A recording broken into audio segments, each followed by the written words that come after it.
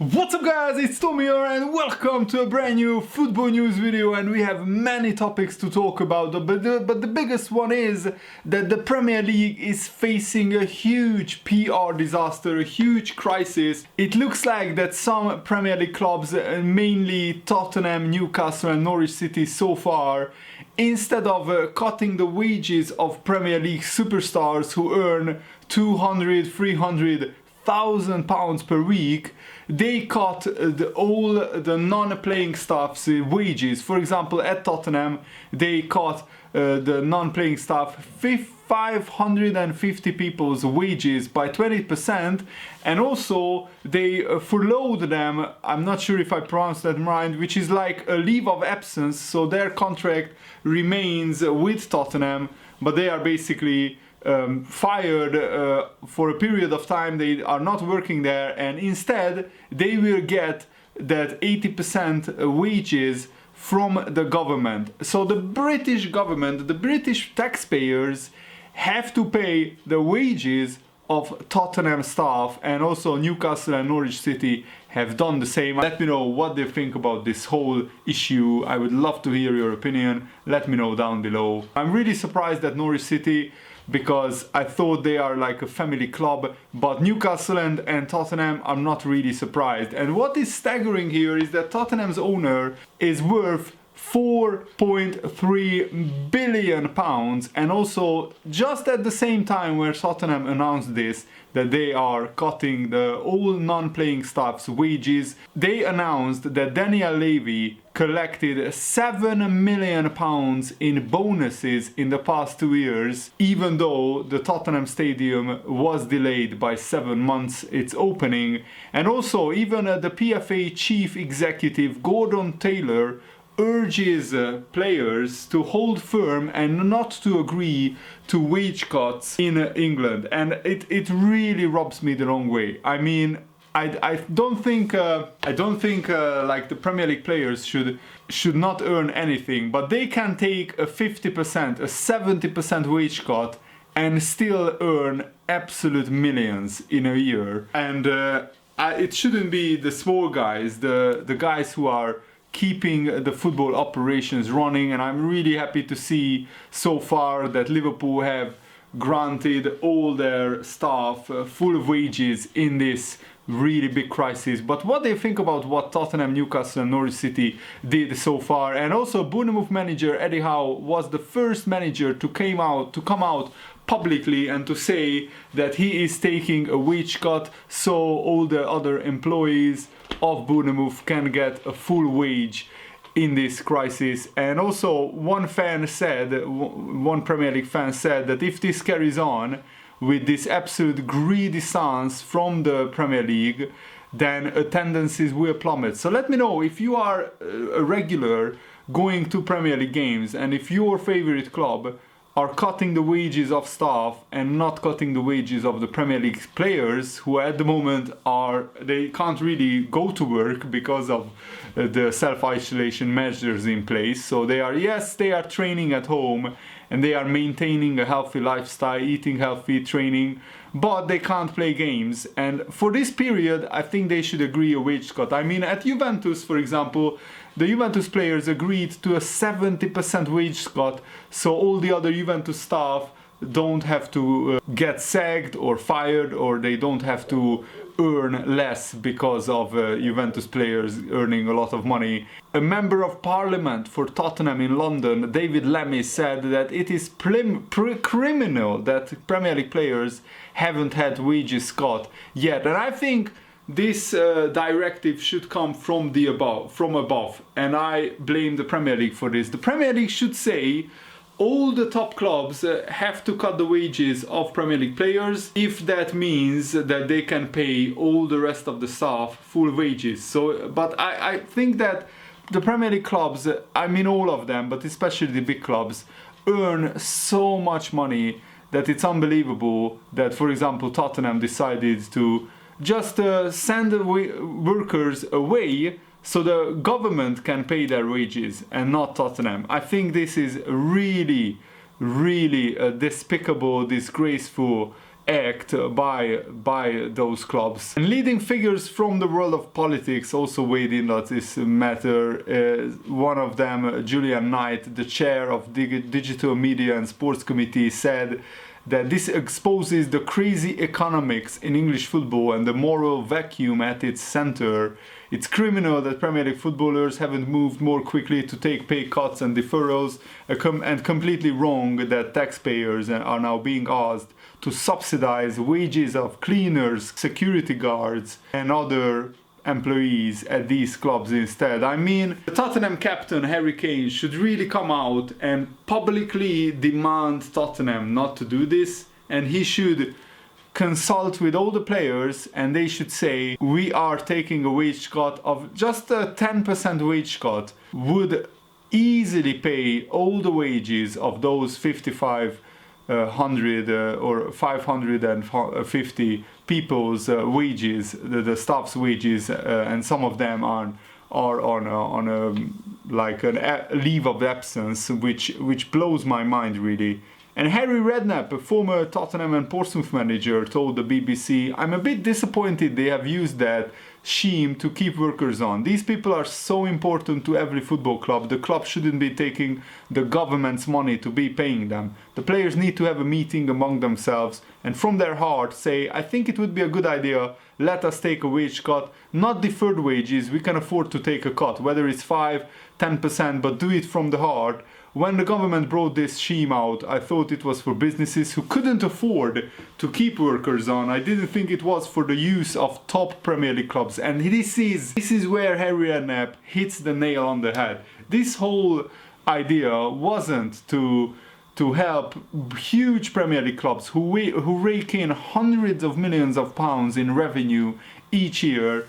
This was to help small businesses who otherwise would go bankrupt or who would otherwise have to let go all of their staff just to survive this crisis. This wasn't a scheme to help Tottenham keep more money in the pockets of the very few at the top at the club. And also, I mean, what difference would it make for the Premier League players to earn, like, instead of £100,000 per week, they are earning just £90,000 per week or £80,000 per week? That is an absolute minuscule difference. Their lifestyle wouldn't suffer even at all. But there are livelihoods of these people and their families at stake. Most of them have mortgages and rent to pay. Most of them have children, family to take care of.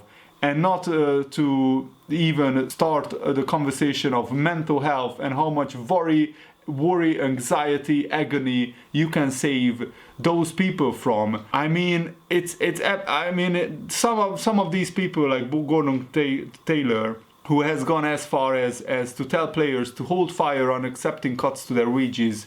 They are so out of touch, out of context, and I think maybe Gordon Taylor was aiming this for the lower league players, because in League 1, in League 2, I can understand the argument of players not taking wage cuts because some of them have like a mortgage on their house, some of them still have like families to take care of, and they are not earning that much money that a 10 or 20% wage cut is nothing for them. It's a huge, but if Premier League clubs can't cut the wages of Premier League players, then what are we doing in this society? Honestly, it's in this time of crisis, it shouldn't even be a question, and it's a massive PR opportunity for the first high-profile Premier League footballer to come out and ask their club for a wage cut so the non-playing staff can continue to be played. Any footballer from Tottenham, from Newcastle, from Norwich,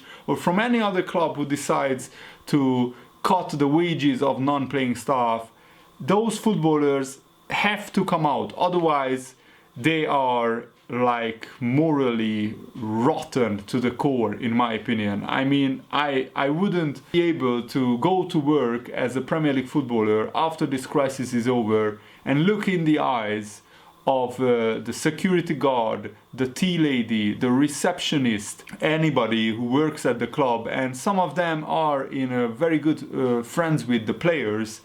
how can you look them in the eye after this crisis is over and say, I pocketed 100 grand a week while you were struggling to feed your family, you were struggling to keep your house, your flat, you were struggling to even earn a living wage, and I was in my mansion, in my like earning an incredible amount of money, basically just training at home and watching TV and doing virtually nothing. It just, the difference, the gap is so big, it's unreal. And I can't even believe that we have to talk about this, because I can't even believe that it's happening, that Tottenham decided to do this just to single out one club. But they are the best example, because Tottenham went to the Champions League final and they earned almost £100 million just for the Champions League run, and now they can't even pay 550 people's wages who are non-players, so their wages are not a lot of money compared to what the Premier League players at Tottenham earn. And football has lost this sense of community, because if the players don't go against the union chief and their agents and come out to donate a certain percentage of their wages every week to their own staff to keep their wages intact, something is seriously wrong. And it's seriously greedy players, greedy agents. Most of the UK is struggling on reduced income, and the Premier League players need to understand what's going on. And former Crystal Palace chairman Simon Jordan, who is never one to hold back on his opinion, and he was on TalkSport saying, I think it is an awful look for football, and I think it's an awful for Premier League footballers who are being paid 250,000 to some of them maybe even 500,000 pounds per week, and the government is having to support some Premier League clubs. I'm sat here saying, come on football, you can't sit there and have every footballer in the Premier League on an average of a 70,000 pounds per week and seriously slay. Let's not cut the players' wages first before we go to the government and they fund our own stuff. Come on, there is a moral obligation here. There has to be. Football has got to take a pay cut. And even the mayor of London spoke out. He said that my view is that always that those who are the least well off should get the most help. Highly paid football players are people who can carry the greatest burden, and they should be the first one to, with respect, sacrifice their salary rather than the person selling the program, or the person who does catering, or the person who probably doesn't get anywhere near the salary of some of the Premier League footballers get. It should be those with the broadest shoulders who go first, because they can carry the greatest burden and have probably got savings, rather than those who were in catering or hospitality, who have probably got no savings and live week by week, paycheck to paycheck, and who probably won't get the government benefits for 5 weeks. And that's the problem also, that when you apply to government benefits, it takes a few weeks to get them. And these people need the money now.